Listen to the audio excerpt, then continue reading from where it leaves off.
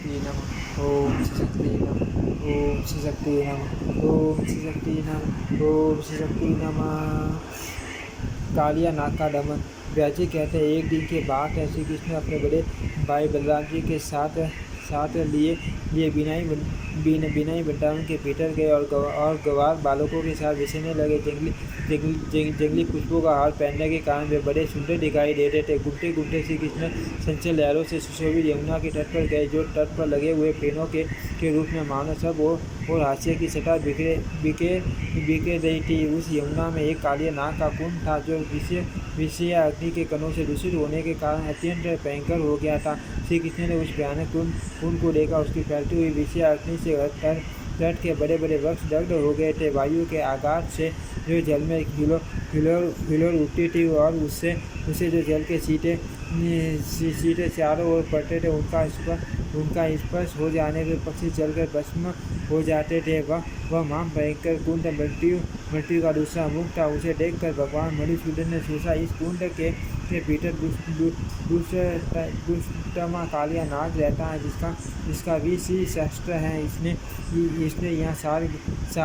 इसने यहाँ सागर गामिनी यमुना का सारा जल दूषित कर दिया है। प्यास से पीड़ित मनुष्य अथवा कौवे इस जल का उपयोग नहीं कर सकते। अथ मुझे नागराज कालिया का दमन करना चाहिए, जिससे सदा भयभीत रहने वाले ब्रजवासी यहाँ सुखपूर्वक विचर सके।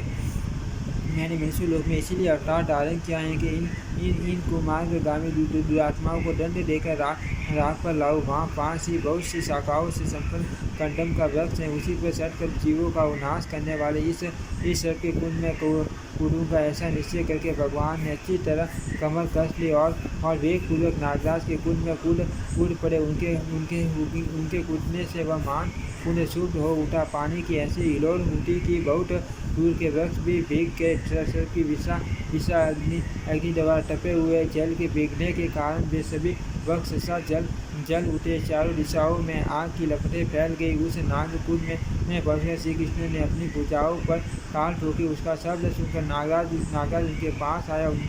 उसके नेत्र क्रोध से लाल हो रहे थे। उसके फनों से विषा अग्नि लपटें निकल रही थी और भी बहुत से विषैले नाग उसे घेरे हुए थे। सैकड़ों नाग पत्नियां भी वहाँ उपस्थित थी, जो मनोहार पहनकर बड़ी शोभा पा रही थी। उनके अंगों के हिलने डुलने से कानों के चंचल कुंडल चिल मिला रहे थे। सर्पों ने श्री कृष्ण को अपने शरीर में लपेट लिया और वे विष की ज्वाला से भरे हुए मुखों द्वारा उन्हें डसने लगे। श्री कृष्ण को कुंड में पड़कर नाग के पनों से पीड़ित होते देख ज्वाला बाल बच्चों में दौड़े आए और सूखा कुल होकर रोते हुए बोले, ब्रजवासियों श्री कृष्ण कालिया हत्या में डूब कर मूर्छित हो गए हैं। नागराज उन्हें खाया लेता है। आप जल्दी जाओ, विलम्ब न करो। यह बात सुनकर मानो गोपों पर वज्र टूट पड़ा। समस्त गोप और यशोदा आदि गोपियाँ तुरंत कालिया हत्या पर दौड़ी आई। हाय प्यारे कृष्ण कहाँ हैं? इस प्रकार विलाप करते हुए गोपियाँ अत्यंत व्याकुल हो उठी और यशोदा के साथ गिरती पड़ती हुई वहाँ आई। नंद गोप, अन्य गोपगण तथा अद्भुत पराक्रमी बलराम भी श्री कृष्ण को देखने के लिए तुरंत यमुना तट पर जा पहुँचे। पुत्र का मुँह देखकर नंद गोप और माता यशोदा दोनों जड़वत हो गए।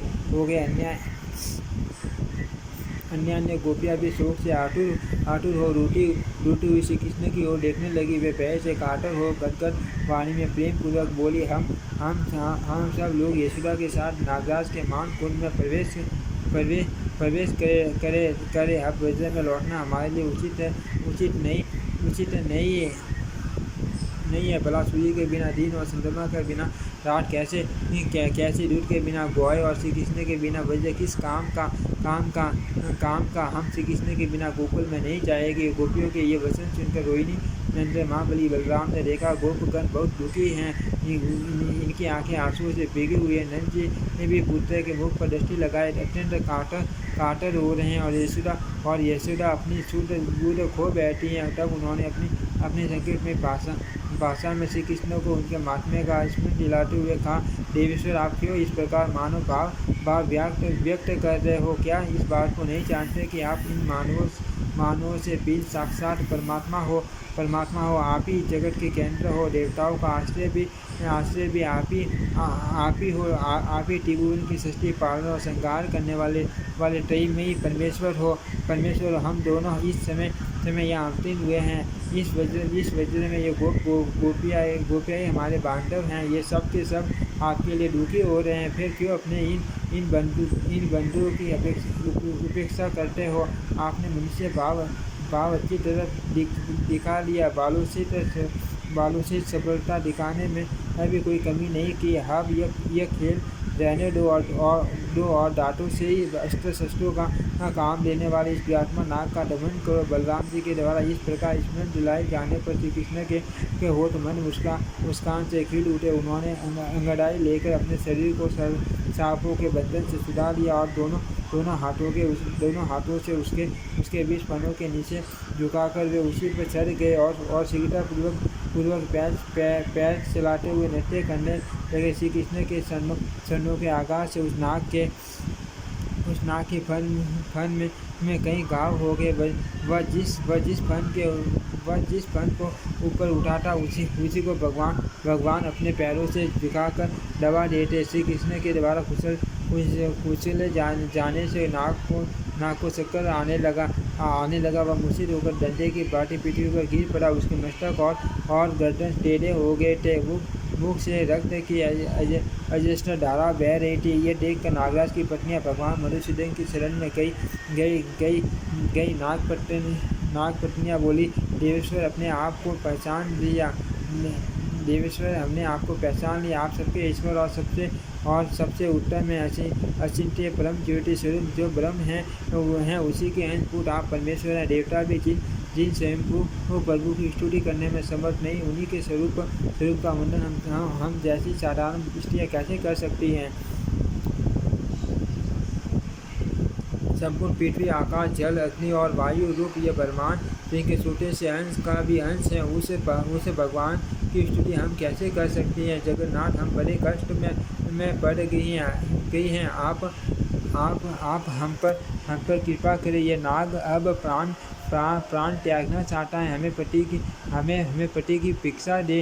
उनके इस प्रकार स्तुति करने पर कालिया नाग को कुछ आश्वासन मिला। यद्यपि उसका शरीर अत्यंत शिथिल हो गया था, तो भी वह धीरे धीरे बोला, देव मुझ पर प्रसन्न हो। नाथ, आप में अनिमा आदि 8 ऐश्वर्य स्वाभाविक हैं। आपसे बढ़कर अन्यथा कहीं भी उनकी स्तुति नहीं है। ऐसे आप परमेश्वर में क्या स्तुति करूँगा।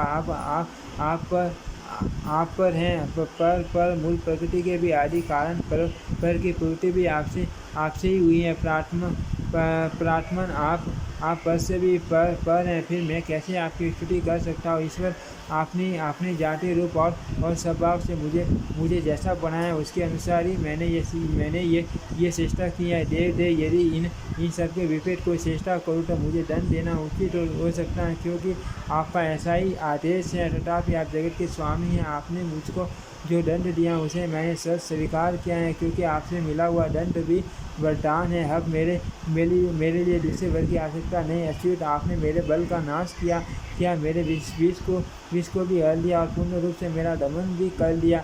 अब एकमात्र जीवन रह गया, उसे छोड़ दीजिए और कहिए आपकी क्या सेवा करो। श्री भगवान बोले, सर्प अब आपको यहाँ यमुना जल में कदापि नहीं रहना चाहिए। अपने पति और परिवार के साथ समुद्र के जल में चले जाओ। नाग आपके मस्तक पर मेरे शरण चिन्ह देखकर नागों के शत्रु गरुड़ आप पर प्रहार नहीं करेंगे। यह कहकर भगवान श्री हरि ने नागराज को छोड़ दिया। वह भी श्री कृष्ण को प्रणाम करके समुद्र को चला गया। उसने सबके देखते सेवक, संतान, बंधु बांधव और पत्नियों के साथ सदा के लिए वह कुंड त्याग दिया। सर के चले जाने पर गोपों ने दौड़कर श्री कृष्ण को छाती से लगा लिया, मानो वे मर पुनः लौट आए हो। उनके नेत्रों से आंसू निकालकर श्री कृष्ण के मस्तक पर गिरने लगे। कुछ गोप विस्मित होकर श्री कृष्ण की स्तुति करने लगे। यमुना नदी का जल विषम से रहित हो गया। यह देख समस्त गोपों को बड़ी प्रसन्नता हुई। गोपियाँ श्री कृष्ण की मनोहर लीलाओं का गान करने लगी और ग्वाल बाल उनके गुणों की प्रशंसा करने लगे। उन सबके साथ श्री कृष्ण वज्र में आए। ओम श्री शक्ति नमः। ओम श्री शक्ति नमः। ओम श्री शक्ति नमः। ओम श्री शक्ति नमः।